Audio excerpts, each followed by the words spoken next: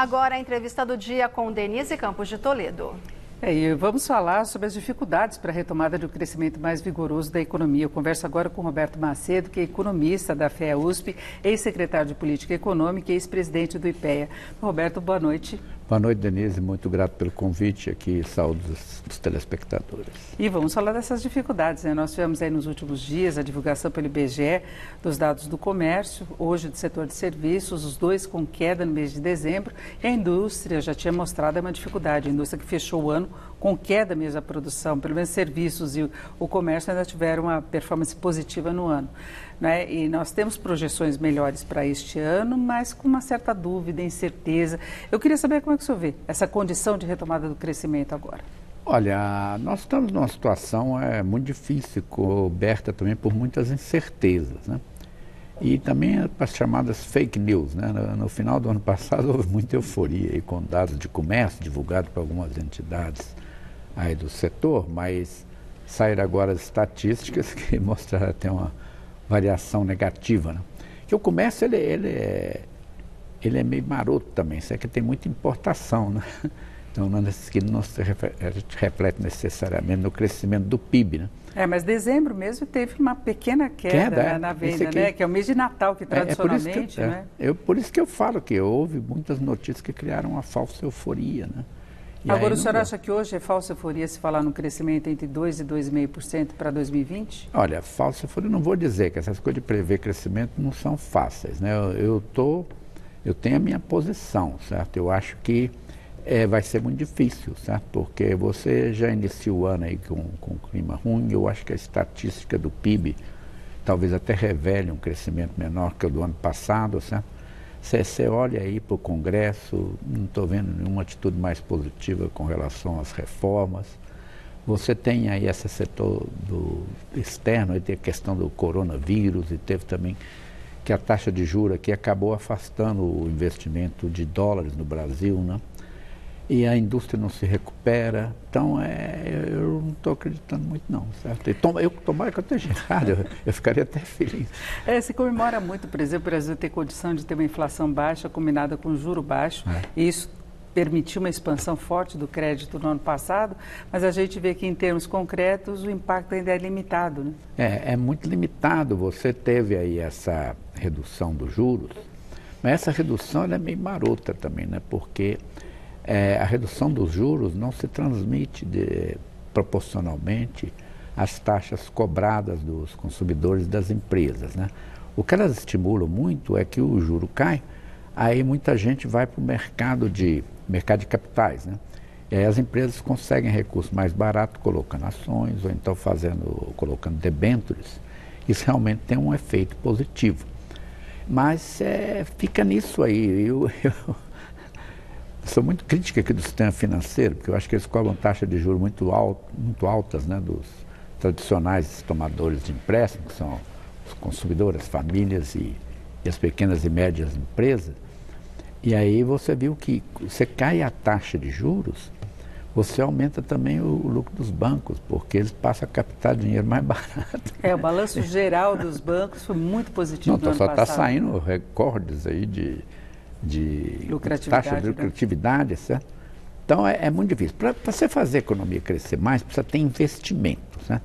Investimento é o quê? Você aumenta a capacidade produtiva do país, fazendo fábricas e hospitais, pode ser até escolas e infraestrutura. Tudo isso é investimento que cria capacidade produtiva. O investimento ele é meio milagroso, porque ao mesmo tempo que ele cria capacidade produtiva, ao fazê-lo, você gera lucros para empresários e gera renda para os trabalhadores que trabalham naquilo, né? Então você produz e ao mesmo tempo tem uma renda gerada pelos próprios investimentos que absorve uma grande parte daquilo que foi produzido assim adicionalmente. Mas a taxa de investimento é muito ruim no Brasil. As taxas aí estão em torno de 14% do PIB. Pelas estatísticas internacionais, você precisava ter pelo menos uns 20%, sabe? Então, já tivemos para fazer para se conseguir? O Brasil já chegou a passar dos 20%, que é um percentual muito alto, né, para o nosso padrão. Mas o que se poderia fazer hoje para garantir?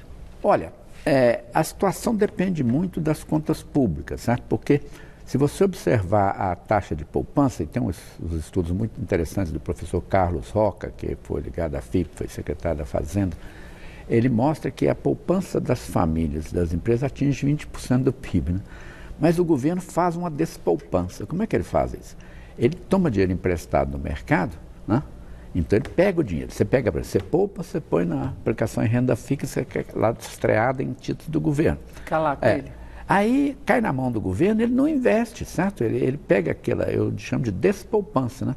Porque ao invés de investir, ele despoupa, ele consome aquela poupança pagando aí despesas triviais do governo e não faz investimento. A taxa de investimento do governo já chegou a 9% do PIB, até hoje está em torno de 1 e pouco, certo? É uma vergonha, certo? Então a situação é muito difícil, depende muito aí da solução das contas públicas, criar um clima, né? A confiança está aumentando, mas não vejo isso sendo suficiente para puxar a taxa de investimento para cima. O governo também pode fazer muito, ele pode, ele faz várias coisas, ele pode privatizar mais, ele pode criar obras de infraestrutura. Eu defendo até que ele faça uma expansão monetária, que lá fora é conhecido como quantitative easing, que é um relaxamento monetário. Quer dizer, o Banco Central passaria até a emitir dinheiro, mas para financiar, por exemplo, financiamento imobiliário da Caixa Econômica Federal, programas de infraestrutura do IBGE. Mas aí tem uma isso foi feito nos Estados inflação, Unidos. Né? Mas se você está com capacidade ociosa, você está aumentando a capacidade produtiva, eu não acho esse risco grande, levando em conta a necessidade de você crescer mais. Isso foi muito usado na crise americana.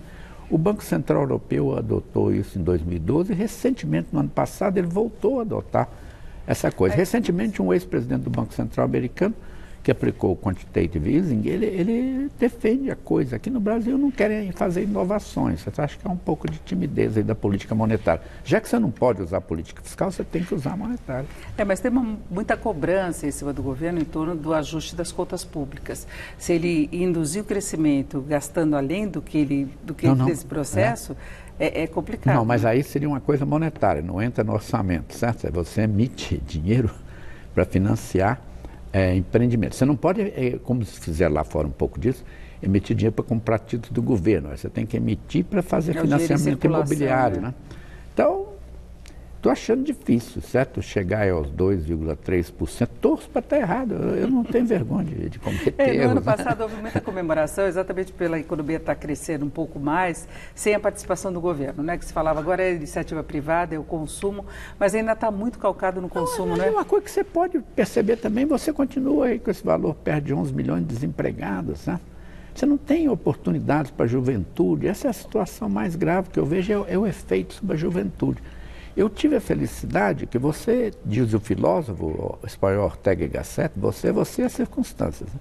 Quando eu cheguei ao mercado de trabalho, depois de formado em economia, a economia crescia a taxas chinesas, perto de 8% ao ano. Certo?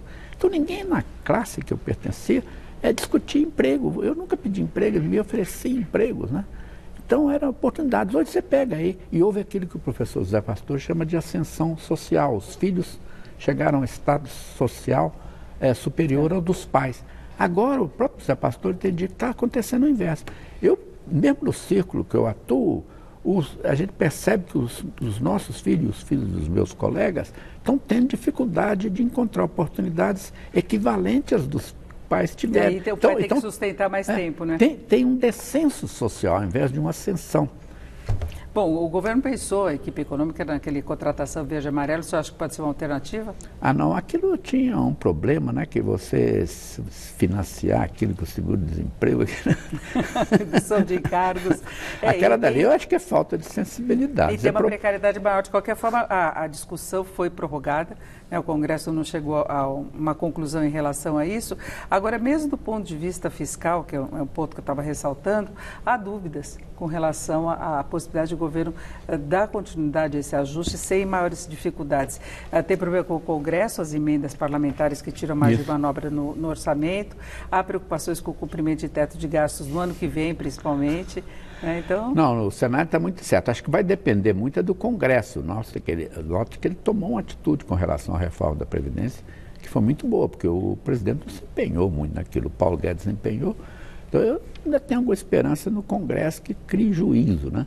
Mas eles fazem cada um, você vê o que está nos jornais hoje, Essas tais emendas parlamentares, que eu chamo de emendas parlamentares, envolvem cifras tipo 30 bilhões que eles estavam discutindo ontem, se eles podiam controlar ou não. É muito dinheiro. É orçamento impositivo, né? O governo tem que transferir essa verba. E veja você, né? Eu acho que isso aí devia ser considerado inconstitucional. Está na Constituição que permite isso, mas eu creio que a Constituição deve ter uma hierarquia jurídica. Alguns artigos são mais importantes que os outros. Por exemplo, todos são iguais perante a lei, né? Isso aí é muito usado para financiar campanhas eleitorais, porque o sujeito pega a emenda e joga lá no distrito em que ele acha que tem possibilidade de ganhar mais votos, né? Então é um financiamento indireto de campanhas eleitorais, né? Lá nos Estados Unidos, essas emendas são chamadas de porcaria, pork barrel, que é uma coisa aquelas lavagens que você preparava para porco, e eles elegem lá o porco do ano, que é uma associação que defende o contribuinte, que o sujeito que apresenta as emendas parlamentares mais exóticas, mas lá é muito limitado. Exatamente, aqui o governo vai ficar, se continuar dessa forma, com muito pouca margem de manobra, no orçamento que já é muito engessado, né? Engessado.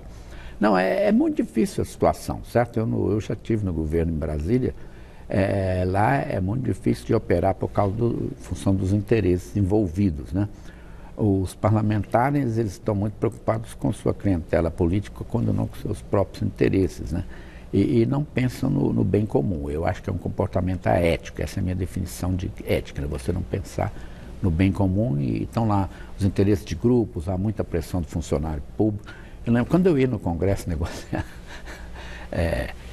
reajustes salariais, coisa do tipo, lá no Congresso os funcionários fazem uma espécie de um corredor polonês. Passavam os deputados, eles abordavam os deputados, não faça isso, vote aí contra o que o governo está propondo. É muito difícil. E veio a preocupação até com essa pressão em relação à reforma administrativa, que a gente vê que o governo está vacilando muito na apresentação, já amenizou bastante as mudanças que iria propor, né? Não, a reforma administrativa é uma coisa ultra necessária, porque o setor público está inchado e as remunerações, olha, há uns 30 anos atrás eu fiz um trabalho pioneiro até demonstrando que os salários nas estatais eram superiores ao do setor privado, uma grande porcentagem, e a gente controlava assim por idade, tempo de serviço, e nível educacional e tudo.